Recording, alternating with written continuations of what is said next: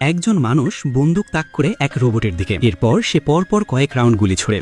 আর যখন সে আরেকটি রোবটকে লক্ষ্য করে গুলি করতে যাচ্ছিল, পেছনে দাঁড়িয়ে থাকা একটি রোবট হঠাৎ শরীর বের করে আবার দ্রুত লুকিয়ে পড়ে। তখন মানুষটি বুঝতে পারে এই বিশাল ভিড়ের ভেতরে এমন একটি রোবট আছে যার নিজস্ব চেতনা রয়েছে। সে হাজার হাজার রোবটের ভেতর দিয়ে তাকে খুঁজতে থাকে, কিন্তু সচেতন রোবটটি ছিল অত্যন্ত চালাক।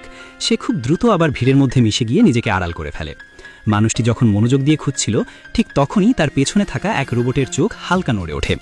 পর মুহূর্তেই সে ঝাঁপিয়ে পড়ে মানুষটিকে ধরে হাজার হাজার মিটার দূরে ছুঁড়ে ফেলে দেয়।